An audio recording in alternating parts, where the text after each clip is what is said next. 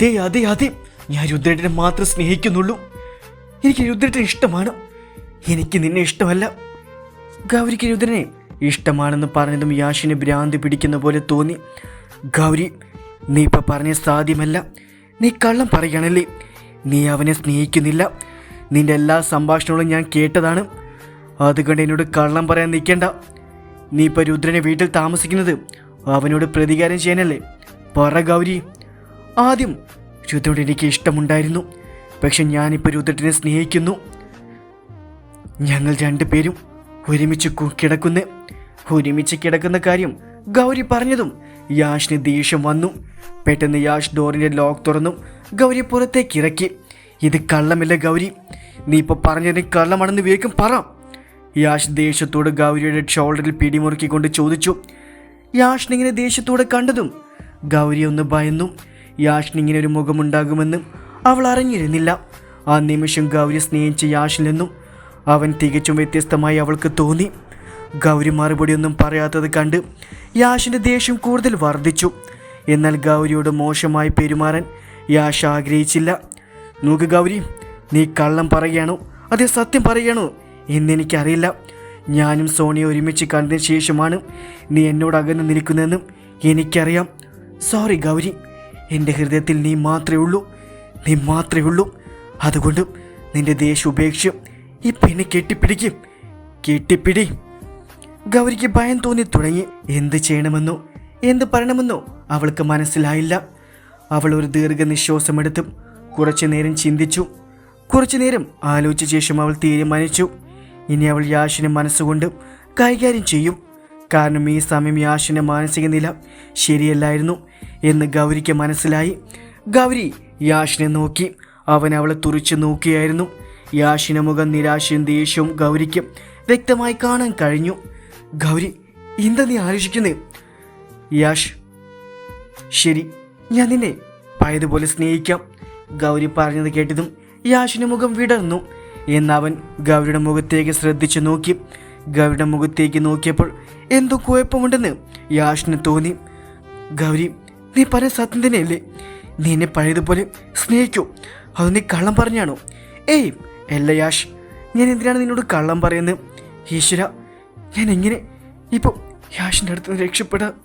യാഷിൻ്റെ മുഖത്ത് ഒരു പൈശാചികമായ പുഞ്ചിരി വിടർന്നു. ഗൗരി, വാ, നമുക്ക് രജിസ്റ്റർ ഓഫീസിൽ പോവാം. നമുക്ക് ഇന്ന് തന്നെ വിവാഹം കഴിക്കാം.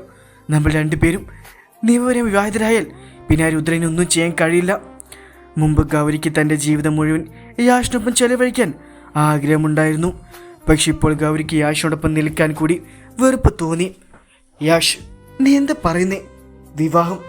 നിനക്കെന്നെ വിശ്വാസമില്ല യാഷ്. ഗൗരി, നീ എന്നെ പൊട്ടനാക്കാൻ നോക്കണ്ട. എനിക്കറിയാം നീ എന്നെ പറ്റിക്കാണെന്ന്. നിനക്കെന്നെ ഇപ്പോൾ വെറുപ്പാണെന്നും എനിക്കറിയാം. യാഷിൽ നിന്ന് അത്തരം കാര്യങ്ങൾ കേട്ടതും ഗൗരിയുടെ ഭയം കൂടുതൽ വർദ്ധിച്ചു. യാഷ് എന്തെങ്കിലും പറയും മുന്നേ അങ്ങോട്ടേക്ക് പെട്ടെന്ന് നിരവധി കാറുകൾ വന്ന് യാഷിൻ്റെ കാറിനെ എല്ലാ വശങ്ങളായി നിന്നു വളഞ്ഞു. പെട്ടെന്ന് താങ്കൾക്ക് ചുറ്റും കാറുകൾ വളഞ്ഞതും യാഷിനൊന്നും മനസ്സിലായില്ല. എന്നാൽ ആ കാറുകളെ കണ്ടതും ഗൗരിക്ക് ആശ്വാസം തോന്നി. അടുത്ത ഡ്രസ്സിട്ട് നിരവധി ആളുകൾ ഓരോരുത്തരായി ആ കാറിൽ നിന്ന് പുറത്തിറങ്ങി. കറുത്ത ഡ്രസ്സിട്ട ഒരാൾ ഒരു കാറിൻ്റെ ഡോർ തുറന്നു. അതിൽ നിന്ന് സ്യൂട്ടും ബൂട്ടും ഇട്ട് രുദ്രൻ പുറത്തിറങ്ങി. മുഖത്തൊരു പൈശാചിക ഭാവത്തോടെ. രുദ്രനെ കണ്ടതും യാഷിൻ്റെ മുഖം വല്ലാത്ത അസ്വസ്ഥയായി. രുദ്രനെ കണ്ടതും ഗൗരിയുടെ മുഖത്തൊരു പുഞ്ചിരി വിടർന്നു. ഇവനെങ്ങനെ ഇവിടേക്ക് വന്നു? യാഷ് രുദ്രനെ നോക്കി പറഞ്ഞു. അവിടെ ആകും ഇരുട്ട് മൂടിയിരുന്നു. എന്നാൽ കാറിൻ്റെ വെളിച്ചം അവിടെ പ്രകാശിച്ചിരുന്നു. രുദ്രനെ കണ്ടതും ഗൗരിക്ക് സന്തോഷമായി. ഓ, ചെകുത്താനില്ല, രുദ്രേട്ടൻ വരുമെന്ന് കരുതിയതാ. രുദ്രൻ ഗൗരിയെ നോക്കാതെ പറഞ്ഞു. പോയി കാറിൽ കയറിയിരിക്കുക ഗൗരി. ഗൗരി രുദ്രനെ നോക്കി പുഞ്ചിരിച്ചുകൊണ്ട് രുദ്രൻ്റെ കാറിൻ്റെ അടുത്തേക്ക് പോയി കാറിൽ കയറിയിരുന്നു. യാഷ് നേരെ വന്ന് രുദ്രൻ്റെ മുന്നിൽ നിന്നു. രുദ്രൻ അവൻ്റെ കൈമുഷ്ടി ചുരുട്ടിപ്പിടിച്ചു. അവൻ യാഷിനെ ദേഷ്യത്തോടെ നോക്കി. രുദ്രൻ ചുവന്ന കണ്ണുകളോടെ യാഷെ നോക്കി പറഞ്ഞു, ഗൗരി, അവൾ എൻ്റെയാ. അവളിൽ നിന്ന് അകന്ന് നിൽക്കുന്നതായിരിക്കും നിനക്ക് നല്ലത്. ഇത് ഞാൻ അവസാനമായാണ് പറയുന്നത്. ഞാൻ നിന്നെ ഗൗരിയുടെ അടുത്തുനിന്ന് വീണ്ടും കണ്ട പിന്നെ ഈ ലോകത്ത് നീ ഉണ്ടാവില്ല. രുദ്രൻ പറഞ്ഞതും യാഷ് ഉറക്കെ ചിരിക്കാൻ തുടങ്ങി. മിസ്റ്റർ രുദ്രനാഥ്, എന്താ നിങ്ങൾ കരുതുന്നത്? നിങ്ങൾക്ക് പണമുണ്ട്, ശക്തിയുണ്ട്, അപ്പോൾ നിങ്ങൾക്ക് എന്തും ചെയ്യാൻ കഴിയുമെന്നോ? ഞാനൊന്ന് ചോദിക്കട്ടെ, എന്നിൽ നിന്ന് തട്ടിയെടുത്തതല്ലേ നിങ്ങളെൻ്റെ ഗൗരി എൻ്റേതായിരുന്നു, എൻ്റേതാണ്, എന്നും എൻ്റേതായിരിക്കും. യാഷ് പറയുന്ന കേട്ടതും രുദ്ര ദേഷ്യം കൺട്രോൾ ചെയ്യാൻ പറ്റിയില്ല. രുദ്ര അവൻ്റെ കോട്ടിൻ്റെ പോക്കറ്റിൽ ഒളിച്ചു വെച്ചിരുന്ന തോക്ക് പുറത്തെടുത്തു യാഷ് നേരെ ചൂണ്ടി. യാഷ്, ഇനി ആർക്കും എന്നിൽ നിന്നും നിന്നെ രക്ഷിക്കാൻ കഴിയില്ല. തൻ്റെ മുന്നിൽ തൻ്റെ മരണം കണ്ട് യാഷ് ഭയന്നു. രുദ്രൻ്റെ യഥാർത്ഥ രൂപം അവൻ അറിയില്ലായിരുന്നു. രുദ്രൻ വെടിവെക്കാൻ തുടങ്ങിയതും പെട്ടെന്ന് ആരോ തൻ്റെ കൈ മറുവശത്തേക്ക് തിരിച്ചു. വെടിയുണ്ട യാഷിൻ്റെ കാറിൽ തട്ടി വെടിയുണ്ട കാരണം കാറിൻ്റെ ഗ്ലാസ് തകർന്നു പോയി. രുദ്രൻ ദേഷ്യത്തോടെ അവൻ്റെ പിറകിലേക്ക് നോക്കി. ഗൗരിയായിരുന്നു മറുവശത്തേക്ക് തൂക്കി തിരിച്ചത്. കാറിനുള്ളിൽ നിന്ന് രുദ്രൻ യാഷിനെ കൊല്ലാൻ പോകുന്നത് കണ്ടതും കാറിൽ നിന്ന് ഇറങ്ങിയതായിരുന്നു ഗൗരി. രുദ്രട്ട, എന്ത് ചെയ്യുന്നേ? അവൻ്റെ അച്ഛൻ പോലീസാണ്. രുദ്രട്ട, അവനെ കൊന്ന അവർ നിന്നെ വിടില്ല. അതെ, ഗൗരി നോക്കിക്കോ, ഈ ഭ്രാന്തനെ കൊല്ലാൻ ശ്രമിച്ചു. ഇയാളൊരു 1-ാം നമ്പർ ഭ്രാന്തനാണ്. നീ എൻ്റെ അടുത്തേക്ക് വാ ഗൗരി, എൻ്റെ കൂടെ.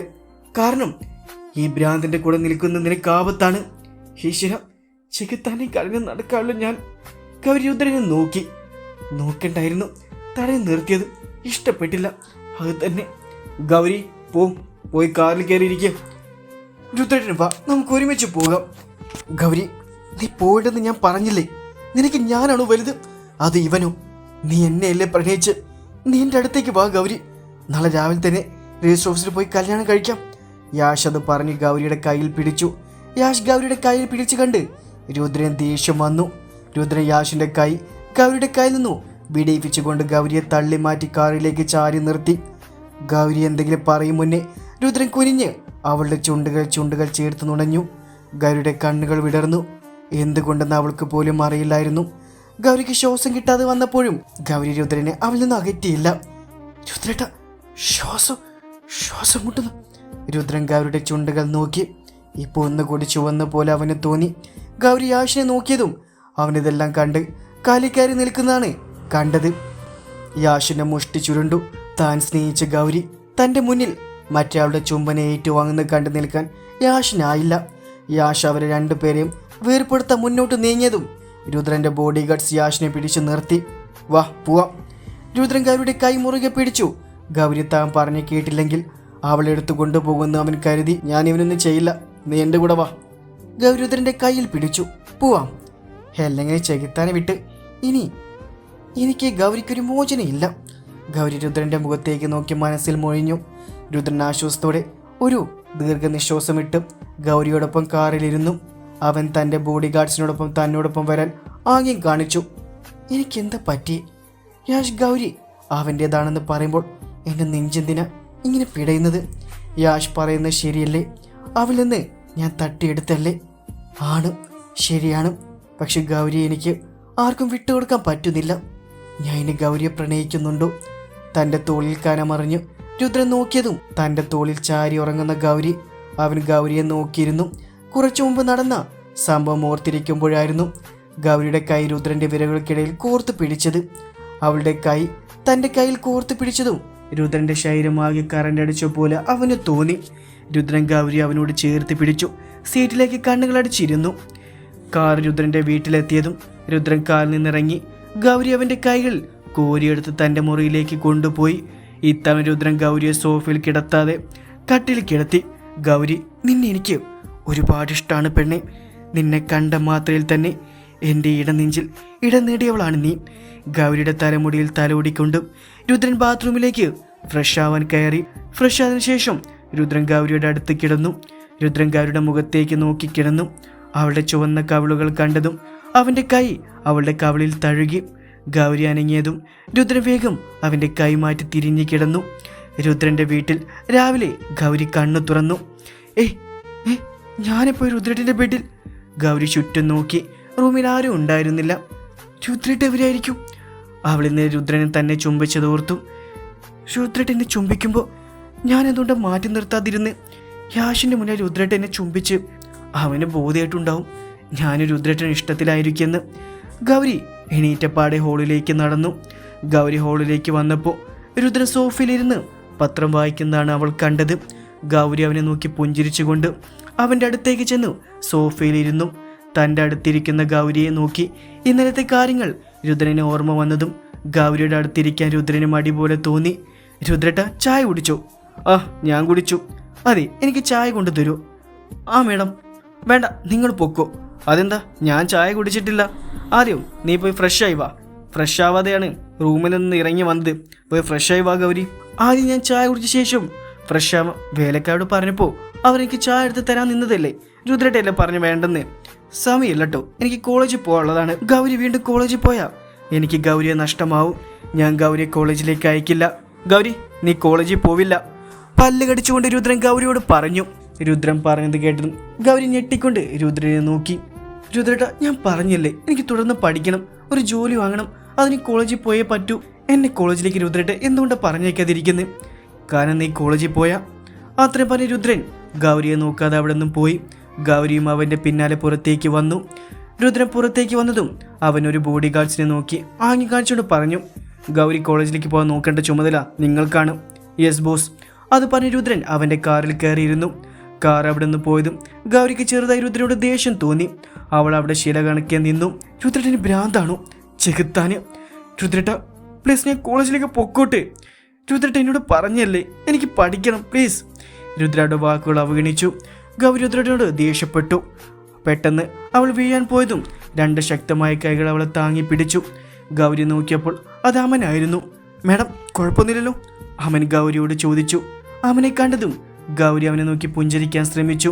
അവൾ അവനെ നോക്കി അതേന്ന് തലയാട്ടി. അവൻ അപ്പോഴും ഗൗരിയെ താങ്ങി പിടിച്ച് നിൽക്കുകയായിരുന്നു. അവൻ ഗൗരിയുടെ മുഖത്തേക്ക് നോക്കി നിന്നു. പെട്ടെന്നൊരു ശക്തമായ കൈ മുന്നോട്ട് വന്ന് ഗൗരിയെ തന്നിലേക്ക് വലിച്ചു. നിമിഷങ്ങൾക്കുള്ള ഗൗരി രുദ്രന്റെ കൈകളിലായി. രുദ്രന്റെ കാർ അവിടെ നിന്ന് ചലിച്ചതും പെട്ടെന്ന് അവൻ്റെ കണ്ണുകൾ ഗൗരിയിൽ പതിഞ്ഞു. അവൻ ഗൗരിയെ വീഴാതെ താങ്ങി പിടിച്ചത് കണ്ടതും രുദ്രന്റെ ഉള്ളിലെ ചെകുത്താൻ പുറത്തേക്ക് വന്നു. അവൻ കാർ നിർത്താൻ പറഞ്ഞ് കാറിൽ നിന്നും ഇറങ്ങി.